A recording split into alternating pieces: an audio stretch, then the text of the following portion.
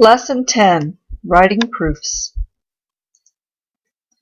Your objectives are to write two-column proofs, prove geometric theorems by using deductive reasoning, write flowchart and paragraph proofs, prove geometric theorems by using deductive reasoning. The vocabulary words you need to know are theorem, two-column proof, flowchart proof, and paragraph proof. When we write proofs, it's important to show every step and justify each reason that we are able to use a property.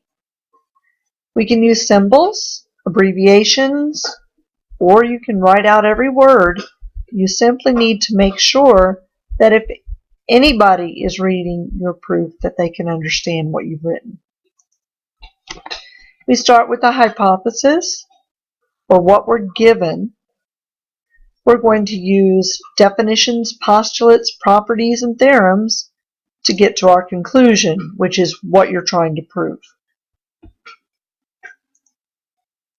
So for example, writing justifications, we want to write a justification for every step given that angle A and B are supplementary and that the measure of angle A is 45 degrees. So on the left, these are the steps that are given. We're just trying to understand why we can use those, the reasons. We can first say angle A and B are supplementary and that the measure of angle A is 45 degrees because this is given information. The second part, measure of angle A plus measure of angle B equals 180 degrees. This is because of the definition of supplementary angles. We know that supplementary angles are two angles whose measures add up to 180 degrees. Step 3, we can say that 45 degrees plus the measure of angle B is equal to 180 because in the first step we already defined measure of angle A as 45. Using substitution, we can substitute 45 degrees in place of the measure of angle A in part 2. Then, by using subtraction, subtracting that 45 degrees from both sides, we come up with the measure of angle B equals 135 degrees. And this is from the subtraction property of equality.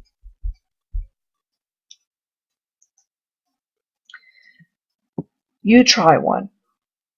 Look at the picture so that you understand where the points are on each segment. We are given B is the midpoint of segment AC, and AB is congruent to EF. On the left, you'll see numbered statements. B is the midpoint of AC. Segment AB is congruent to BC. Segment AB is congruent to EF, and segment BC is congruent to EF. You need to come up with the reasons we were able to make each statement.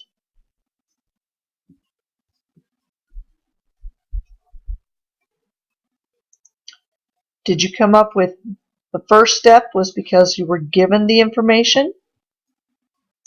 The second step is the definition of midpoint.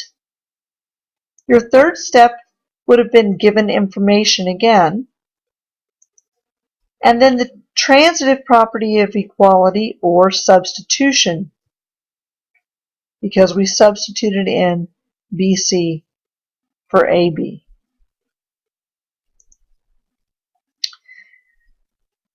The definition of a theorem is any statement that you can prove.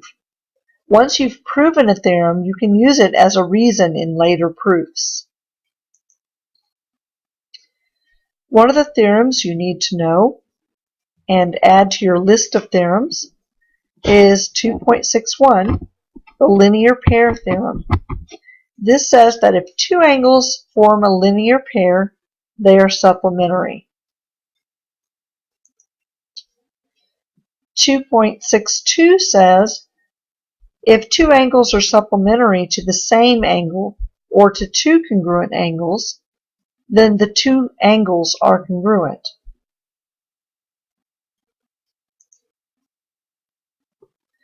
Let's look at a two-column proof. A geometric proof begins with given and proof statements, which restate the hypothesis and conclusion of conjecture. In a two-column proof, you list steps on the left, or your statements, and on the right-hand side, you write a matching reason, or your justifications, in a column. This organizes your work neatly. Our directions are to fill in the blanks to complete the two-column proof. We're given xy, and we want to prove that xy is congruent to xy. And number 1 is blank on the statement side, but it says given. Well, the only thing we're given is xy. So we have segment xy. We know that xy equals xy, and the reason we know this is from the reflexive property of equality. So we can say that segment xy is congruent to segment xy, and this is definition of congruent segments. You see the abbreviations we use, and they're used in such a way that you can still understand what they're saying. Let's look at another example. Fill in the blanks to complete a two-column proof of one case of congruent segments theorem. Given 1 and 2 are supplementary, and angles 2 and 3 are supplementary, prove that angle 1 is congruent to angle 3. We have a blank for 1, but it says given. Well, we are given that angles 1 and 2 are supplementary and angles 2 and 3 are supplementary. So that's what we would put in for part A.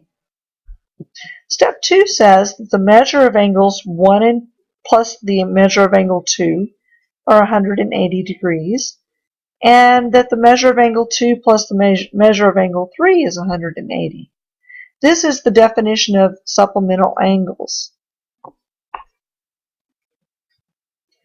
On number 3, the reason says substitution. So I look at step 2, and I see that both of my equations, both of my left-hand sides, equal the same thing on the right-hand side. So what if I substitute in the second line, measure of angle 2 plus measure of angle 3, in place of the 180 degrees here?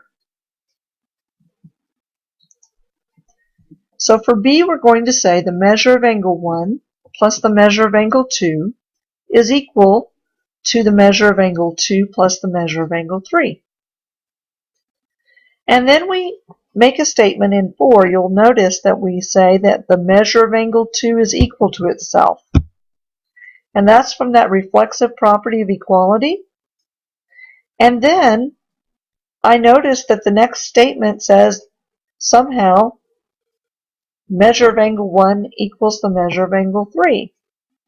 Well, let's look at line B on this side. What's missing? Well, we've taken out the measure of angle 2 on both sides. So the justification for step 5 would be the subtraction property of equality. We subtracted the measure of angle 2 from both sides of the equation. And then we have our last step, and it says the definition of congruent angles. Well, since it's our last step, we also know that this can only be what it is that we're trying to prove. So this would be that that angle 1 is congruent to angle 3. We start with the given, we end with what we're proving.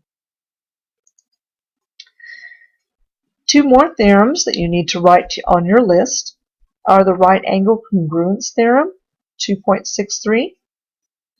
And this says all right angles are congruent. And also 2.6.4 congruent complements theorem, which is very similar to this congruent supplementary theorem. If two angles are complementary to the same angle or two congruent angles, then the two angles are congruent. Before you start writing a proof, you should make a plan. Just like when you're going on a trip, you plan where you'll turn and which roads to take. And if you're going on a vacation, you would also plan where will we stay, where will we eat, what do we want to see, what will we take time for. So we would write a plan. When we're trying to plan this, we give details of the major steps. Let's try writing a two-column proof from a plan. Use the given plan to write a two-column proof. We are given that angle 1 and 2 are supplementary, and that angle 1 is congruent to angle 3. We want to prove that angles 3 and 2 are supplementary. Our plan says, use the definitions of supplementary and congruent angles and substitution to show that the measure of angle 3 plus the measure of angle 2 is 180 degrees. Then by the definition of supplementary angles, angle 3 and 2 are supplementary. So we would have this plan mapped out and simply write our steps in each side of our two-column proof, like this. We have our statements and our reasons. The first one is our given. Angles 1 and 2 are supplementary, and angle 1 is congruent to angle 3. That's what we're given.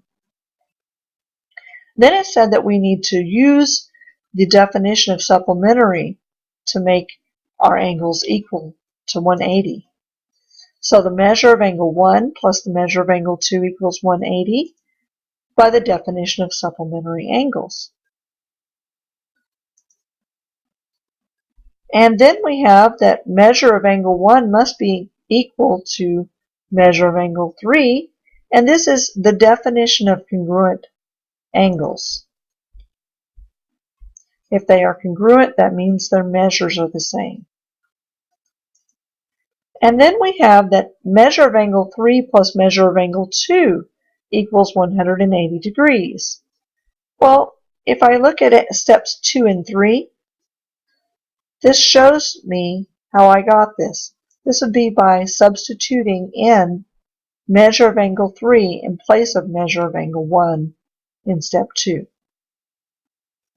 And then we know that if they are supplementary, or if they are 180 degrees, they are supplementary angles. And this is just by the definition of supplementary angles.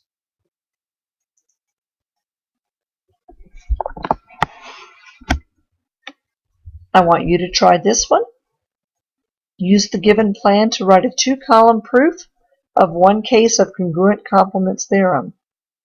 You're given that angles 1 and 2 are complementary, and that angles 2 and 3 are complementary.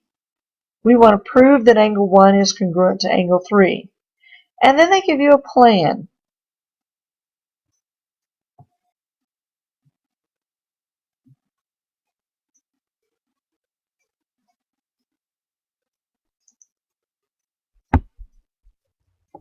You would make your chart. Did you use angle 1 and angle 2 are complementary, and angle 2 and 3 are complementary, and your reason was given?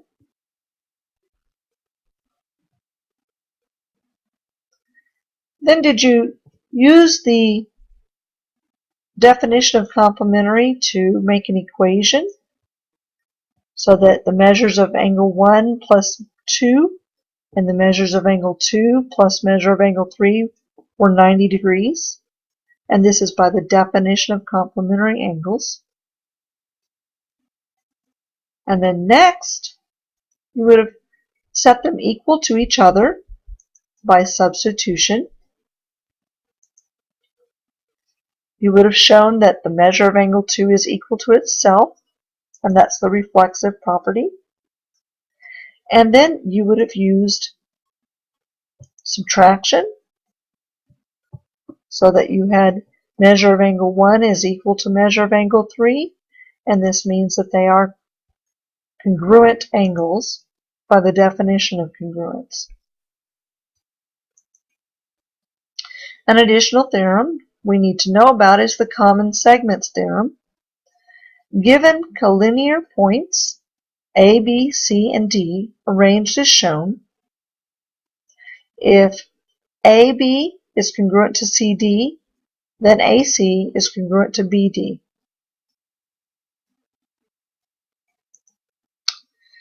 Let's try a flowchart proof. A second style of proof is a flowchart proof. It uses boxes and arrows to show the structure of the proof. The justification is written below each box. If we use the given flowchart, we can write a two-column proof. So we're given that angles 2 and 3 are complementary, and 1 and 3 are congruent. We want to prove that angle 2 and angle 1 are also complementary. So on our flowchart, we start with angle 2 and angle 3 are complementary, and that's given. And then it says the measure of angle 2 plus the measure of angle 3 equals 90 degrees as the definition of complementary angles. And then if we look, we have an intersection here, but we have another box above that. So let's go up here.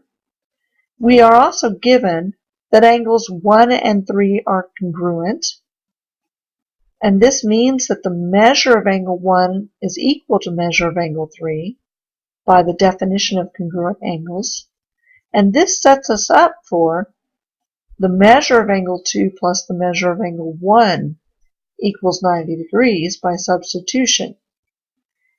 And then we can say then that angle 2 and angle 1 are complementary by definition.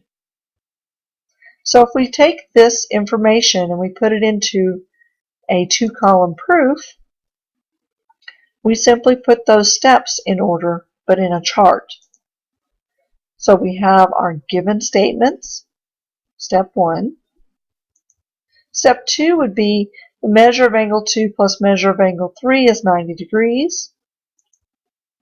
And then we have that the measure of angle 1 equals the measure of angle 3 by definition of congruent angles. The measure of angle 2 plus the measure of angle 1 is 90 by substitution.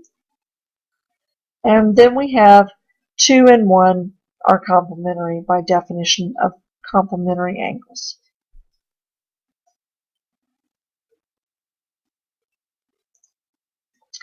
You try it.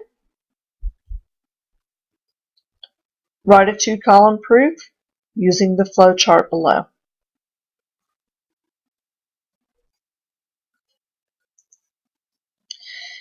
Is this what you came up with? Good.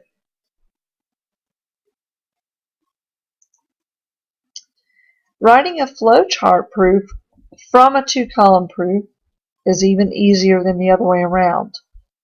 Sometimes you just need to know how to stack your bubbles so that they take up less space but are arranged so that it's easy to read.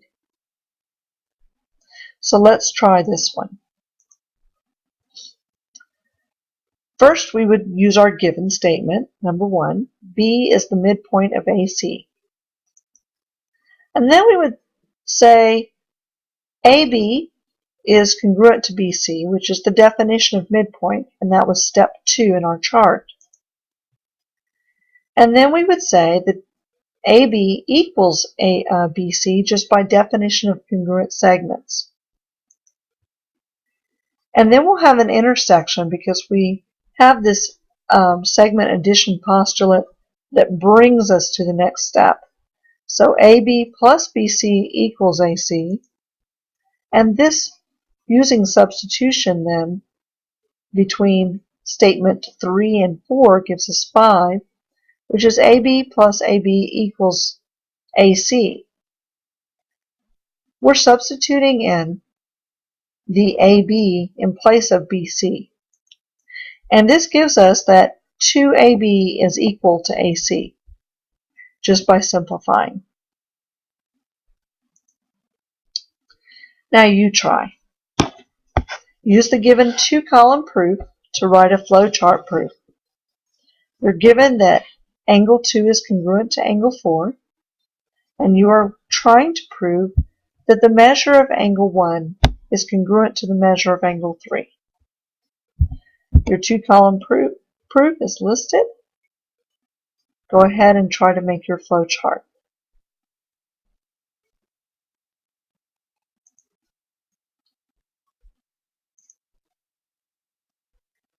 First, you would use the given statement.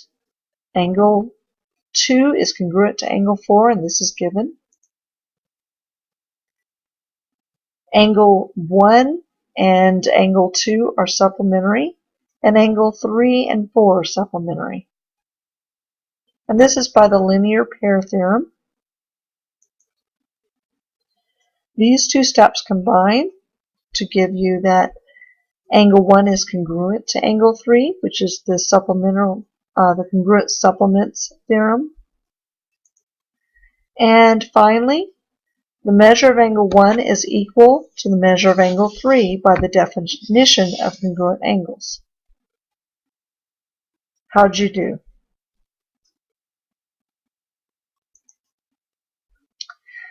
Two more theorems we need to look at.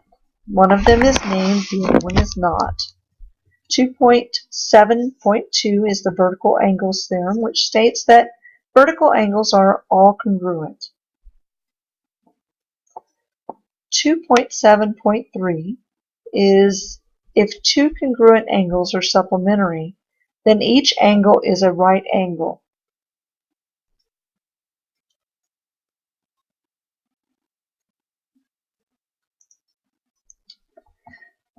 A paragraph proof is a more informal way of proving something. We write justifications in paragraph form or a narrative, and this is something that you will need to get used to doing so that you can justify your answers on some of your higher level testing. If we want to read a paragraph proof, we would use this one to write a two-column proof. We're given information, and that is that the measure of angle 1 plus the measure of angle 2 equals the measure of angle 4. We want to prove that the measure of angle 3 plus the measure of angle 1 plus the measure of angle 2 equals 180 degrees. So our paragraph proof says it is given that measure of angle 1 plus measure of angle 2 equals the measure of angle 3. Angle 3 and angle 4 are supplementary by the linear pair theorem. So the measure of angle 3 plus the measure of angle 4 equals 180 degrees by definition. By substitution, then, the measure of angle 3 plus the measure of angle 1 plus the measure of angle 2 equals 180 degrees.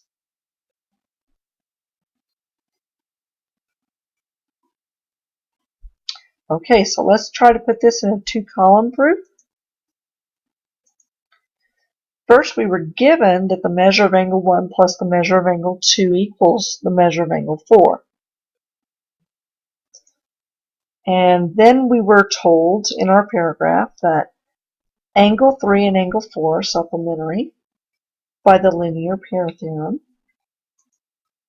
The measure of angle 3 plus the measure of angle 4 equals 180 degrees by the definition of supplemental angles. The measure of angle 3 plus the measure of angle 1 plus the measure of angle 2 equals 180 degrees. And this is by substitution. Since we have 1 plus 2 at the top, the given information equals 4, we substitute measure of angle 1 plus measure of angle 2 in place of angle 4.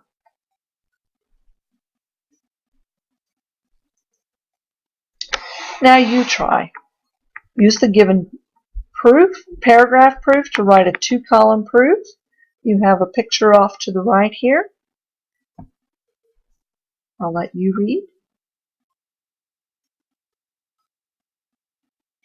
You might pause the video.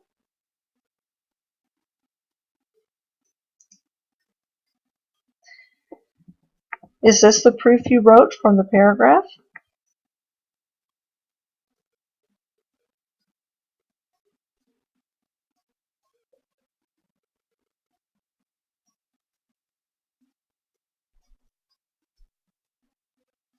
This takes practice, so if you had any steps out of order, it's okay. Just keep practicing and it will be perfect later. Writing a paragraph proof, we go through the steps and we make sure that it reads carefully, but we can't skip any steps, so sometimes they can get long. For example, given that angles 1 and 2 are complementary, we want to prove that angles 3 and 4 are complementary as well. And our 2-column proof states that angles 1 and 2 are complementary. The measure of angles 1 and 2 are 90 degrees. We have then that angle 1 is congruent to angle 3, and angle 2 is congruent to angle 4. The measure of angle 1 equals the measure of angle 3, and the measure of angle 2 equals measure of angle 4. And then we have that the measure of angle 3 plus the measure of angle 4 is 90 degrees. And that's a substitution. And angle 3 and angle 4 are complementary by definition. So let's write this as a paragraph. We would have angle 1 and angle 2 are complementary. So the measure of angle 1 plus the measure of angle 2 equals 90 degrees by the definition of complementary angles. Angle 1 is congruent to angle 3, and angle 2 is congruent to angle 4 by the vertical angle theorem. So the measure of angle 1 equals the measure of angle 3, and the measure of angle 2 equals the measure of angle 4 by the definition of congruent angles. By substitution, the measure of angle 3 plus the measure of angle 4 equals 90 degrees. So angle 3 and angle 4 are complementary by the definition of complementary angles. As you can see, it seems wordy, but when you read it, it's more like telling a story. You try. This one will be slightly shorter as you have 4 statements and 4 reasons.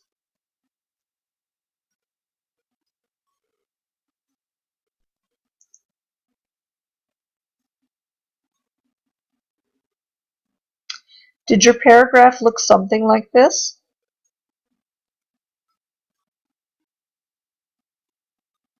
Remember that it should have all of the information, but if you worded it slightly different, it's okay, as long as all the information and steps are included. This is the end of Chapter 2. I wish you luck on the test. We will have a review next class period, and then our test.